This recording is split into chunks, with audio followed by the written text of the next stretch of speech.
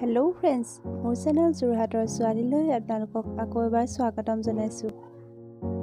আজি মই আপোনালোকলৈ লৈ আহিছো আমলখিৰ জ্বলা আচাৰ। ভিডিঅটো চাই কেনেকুৱা পালে জনাবচোন।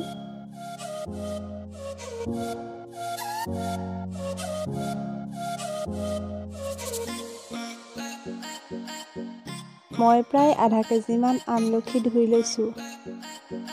এতিয়া এখন কেৰাহীত পানী আৰু নিমখ দি আমলখিখিনি সিজাই লৈছো। এয়া আমলখিখিনি সিজি গৈছে। আমলখিখিনি ফাটি যোৱালৈকে বইল কৰিলেই হ'ব। এয়া আমলখিখিনি বইল কৰি কাঢ়ি লৈছো। আমলখিখিনিত অলপো পানী ৰৈ থাকিবলৈ নিদিব। এতিয়া আমলখিখিনি ভিডিঅ'টোত দেখুৱাৰ দৰে পিচ পিচকৈ কাটি লৈছো। গুটিখিনি মই অলপ এৰুৱাই লৈছো। অলপমান গুটি আছে, আপোনালোকে ইচ্ছা কৰিলে গোটেইখিনি গুটি এৰুৱাই ল'ব পাৰে। এচামুচ নিমখ দিছো।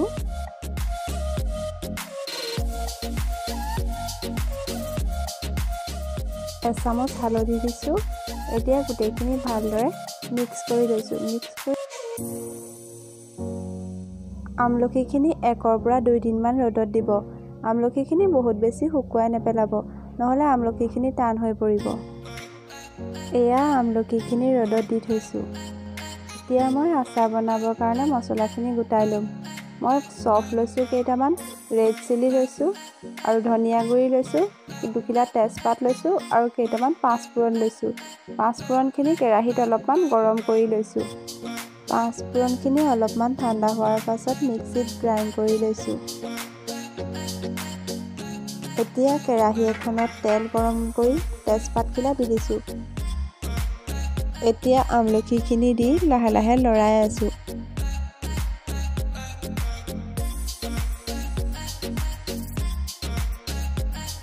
চামুচ নিমখ দি আকৌ ভালদৰে লৰাই দিছো।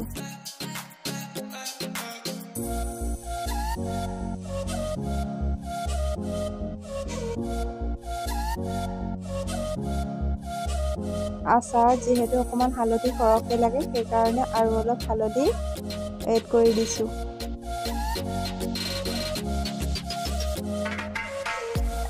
এতিয়া গোটাই থোৱা মছলাখিনি দি আকৌ ভালদৰে লৰাই আছো, যাতে মছলাখিনি ভালদৰে মিক্স হৈ যায়।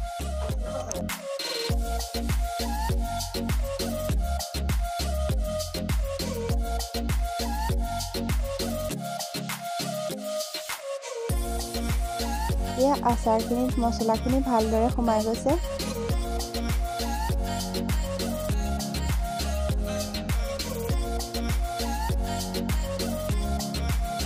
এতিয়া আচাৰখিনি প্ৰায় হৈ গৈছে। এই আচাৰখিনি এতিয়া অলপমান ঠাণ্ডা হ'বলৈ দি চাফা কাঁচৰ বটল এটাত ভৰাই ৰ'দত দি থাকিম।